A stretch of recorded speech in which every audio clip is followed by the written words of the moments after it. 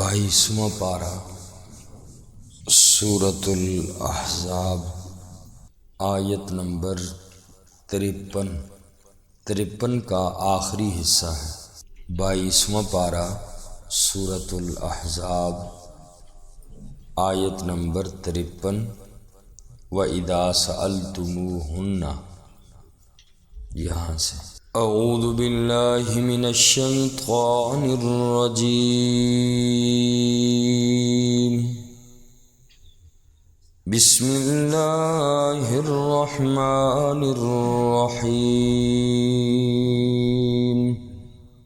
وَإِذَا سَأَلْتُمُوهُنَّ مَتَاعًا، اور جب تم ان سے سوال کرو یا جب تم ان سے مانگو متاعًا کوئی سامان، فاسألوہن، پس تم ان سے مانگو من وراء حجاب، پردے کے پیچھے سے، ذالکم اطہر لقلوبکم، یہ بات زیادہ پاکیزہ ہے تمہارے دلوں کے لیے، وقلوبہن، اور ان ازواج مطہرات کے دلوں کے لیے، وما کان لکم، اور نہیں ہے جائز تمہارے لیے، ان تؤذوا رسول اللہ، یہ کہ تم تکلیف پہنچاؤ اللہ کے رسول کو، ولا ان تنکحوا، اور نہ یہ کہ تم نکاح کرو، ازواجہ، رسول اللہ صلی اللہ علیہ وسلم کی بیویوں سے، من بعدہ، آپ صلی اللہ علیہ وسلم کے بعد، ابداً، کبھی بھی، ان ذالکم، بے شک تمہارے لیے، کان عند اللہ عظیما، بے شک یقیناً تمہاری یہ بات اللہ کے نزدیک بہت بڑی ہے۔ کل کی آیت مبارکہ میں ایمان والوں کو اللہ کریم نے خطاب فرمایا، یا ایھا الذین آمنوا لا تدخلوا بیوت النبی، آقا علیہ الصلوۃ والسلام کے گھروں میں داخل ہونے کے بارے میں ادب کا بیان فرمایا، اور آیت کے اس آخری حصے میں ازواج مطہرات کے متعلق، نبی پاک کی بیویوں کے متعلق یہ ادب سکھایا کہ جب بھی کوئی چیز ان سے تم مانگو تو پردے کے پیچھے سے مانگا کرو، سامنے نہ آؤ۔ پردے کا جب حکم آیا تو آقا علیہ الصلوۃ والسلام نے حضرت سیدنا انس رضی اللہ تعالی عنہ سے فرمایا، انس، یہ آیات سن لو، اب تم نے اندر نہیں آنا۔ یہ خادم خاص تھے رسول اللہ صلی اللہ علیہ وسلم کے۔ فرمایا کہ پردے کے پیچھے سے ہی کوئی چیز مانگنی ہو تو پردے کے پیچھے سے مانگنا۔ وجہ یہ بیان فرمائی کہ یہ دلوں کے لیے زیادہ پاکیزگی والی بات ہے۔ جب ایسی پاکیزہ ہستیوں کے لیے پردے کے احکامات دیے جا رہے ہیں جن کی پاکیزگی کی گواہیاں خود اللہ نے قرآن میں دی، تو عام عورتوں کے لیے پردہ کتنا ضروری ہوگا۔ آپ خیال کیجئے کہ ایک طرف صحابہ کرام کی مقدس جماعت ہے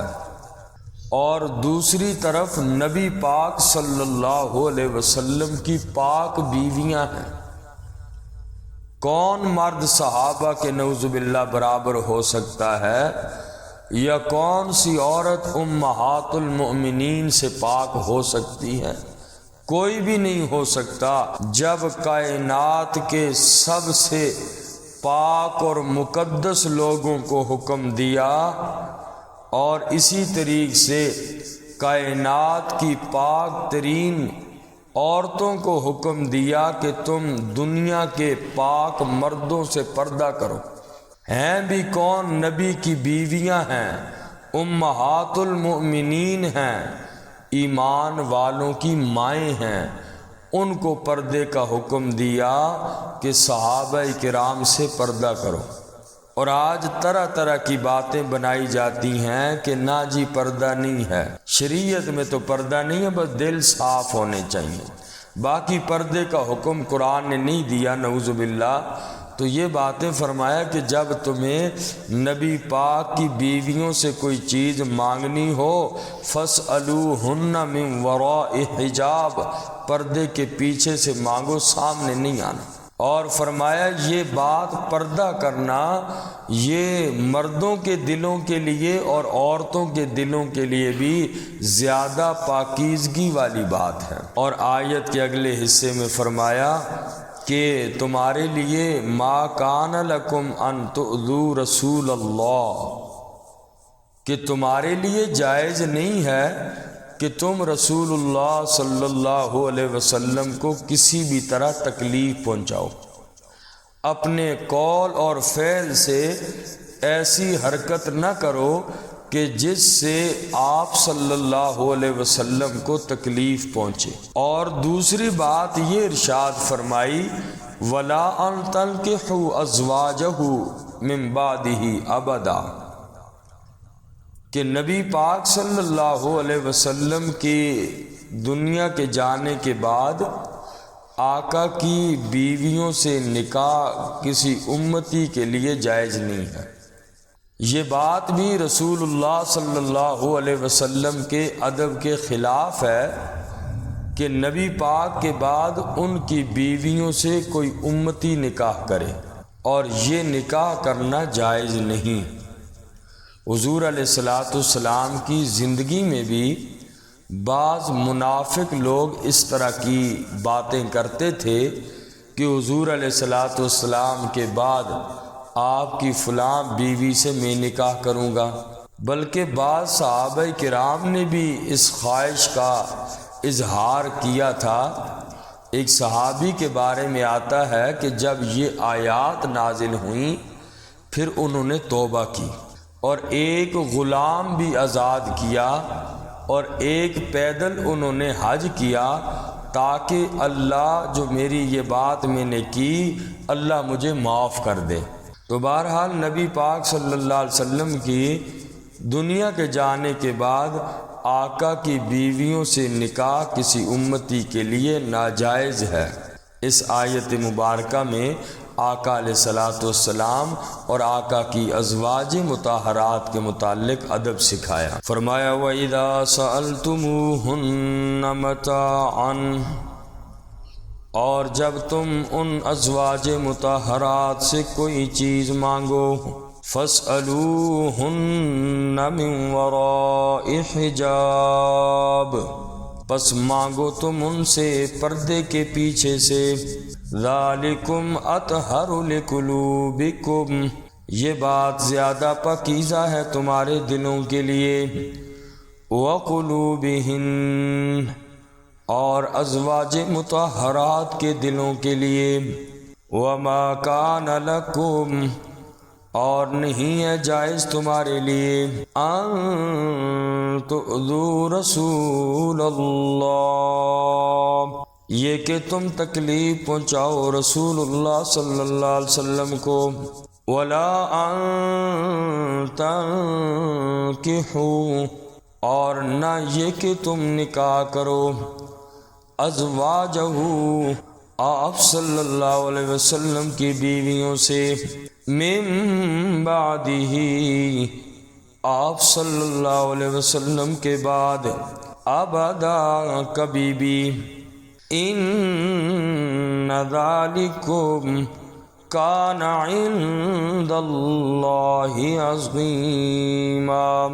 یقیناً اللہ کے نزدیک یہ بہت ہی بڑی بات ہے۔ ان تبدوا شیئا، اگر تم ظاہر کرو کچھ بھی، او تخفوہ، یا تم اس بات کو چھپاؤ، فإن اللہ، پس بے شک اللہ تعالی، کان بکل شیء علیما، ہیں ہر چیز کو خوب جاننے والے۔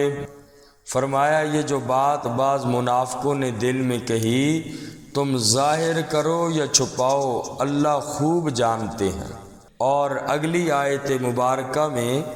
نبی پاک صلی اللہ علیہ وسلم کی ازواج مطہرات کو حکم دیا کہ تم غیر محرم سے تو پردہ کرو، لیکن محرم رشتوں سے کوئی بھی پردہ نہیں ہے۔ ان محرم رشتوں کا اللہ نے ذکر کیا کہ جن سے پردہ نہیں ہے۔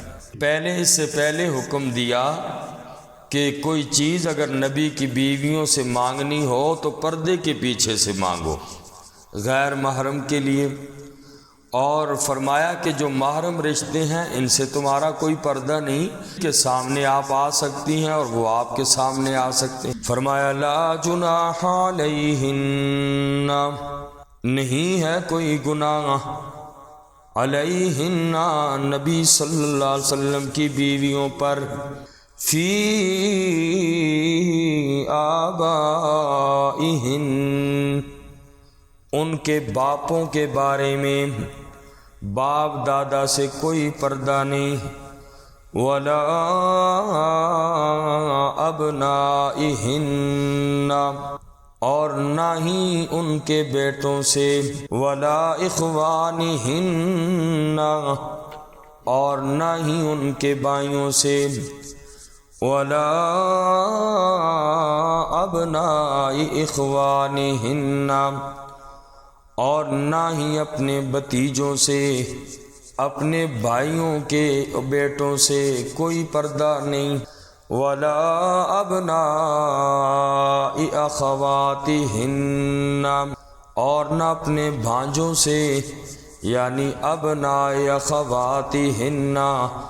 اپنی بہنوں کے بیٹوں سے کوئی پردہ نہیں، ولا نسائہن،